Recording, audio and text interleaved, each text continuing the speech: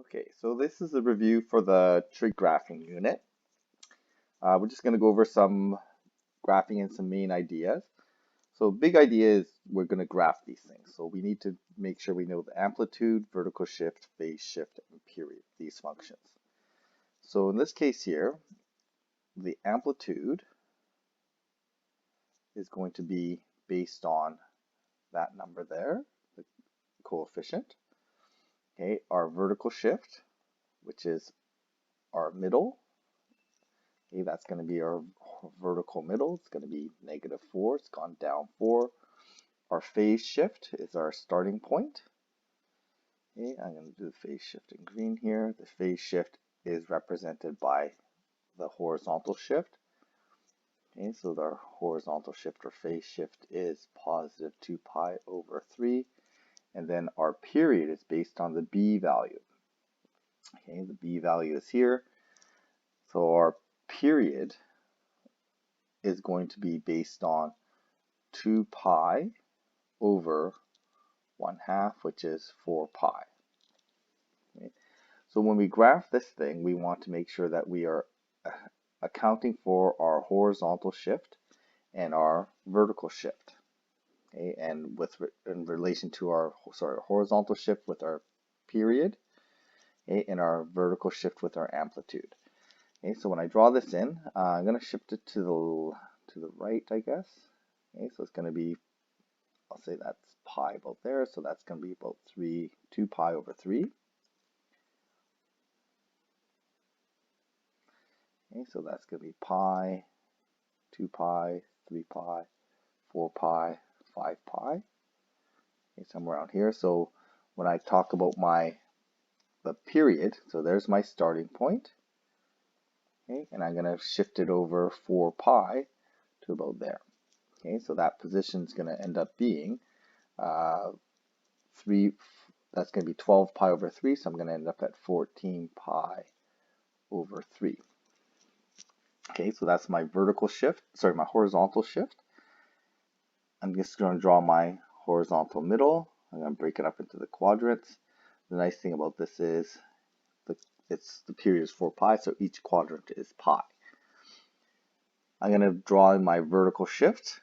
My vertical shift is down 4, but my amplitude is 2. So I just got to make sure that when I draw in my vertical shift, I can account for my amplitude. Okay, so it's down 4 here. I'm going to go up to -2 and down to -6. Okay, so there is the framework for my graph. Okay, so I've used my horizontal shift and my period to get my horizontal placing, my vertical shift and my amplitude. I'm going to use that to get my vertical placing. It's a positive cosine graph, so it's going to start up here. It's going to go to the middle, to the bottom, back to the middle, back to the top. So there's my 4 quadrants. Okay, so there it is. This one here, before we graph this, we really need to write it in factored form, because the factored form allows us to work out our horizontal shift. Okay, so when we factor that out, we're going to end up with -pi over 3. There's my horizontal shift, -2. So I'm just going to write it over here. My amplitude is equal to 2. My vertical shift is equal to -2. My horizontal shift is equal to +pi over 3. My period is going to be based on my b value of 3. So 2 pi divided by 3, so it's going to be 2/3 pi is going to be my period. Okay, I'm just going to make a note here. It's been vertically flipped and horizontally flipped. Okay, so when that happens, now we could kind of think of it as starting as, instead of going up, it goes down, and instead of going to the right, it goes to the left. So it's actually going to end up going left down like this.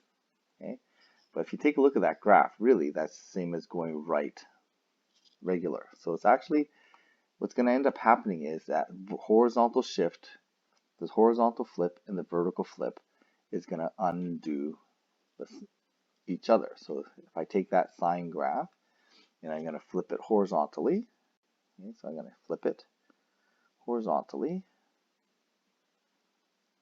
Okay, that's my horizontal flip.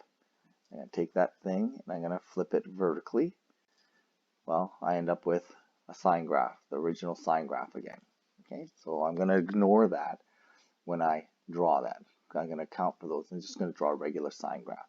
So when I draw in my parts here, there's my x-axis, my y-axis. I'm going to do a horizontal shift of pi over 3. Okay, and it's going to end up at, my period is going to be 2 pi over 3, so I'm going to end up at pi. Okay, so there's my start, there's my end, there's my middle, there's my quadrant. So that's going to be 2 pi over 3. Okay. Oh, I forgot to, I need to go back there and indicate my x coordinates, my quadrant. I'll finish this graph first. So there's my quadrants. I'm going to draw my x coordinates, my quadrants I have to work out. So halfway between 1 pi over 3 and 2 pi over 3 is going to be 1 plus 2 is going to be 3 pi over 3 divided by 2 is pi over 2. Okay, and halfway between 3 pi over 2 and pi is going to be 2 pi over 3 plus 3 pi over 3 is 5 pi over 3. Halfway is going to be 5 pi over 6. So those are my quadrant boundaries. My vertical shift I'm going to draw down here as -2. Okay, and it's going to go down to -4 and back up to 0. So there I frame my graph.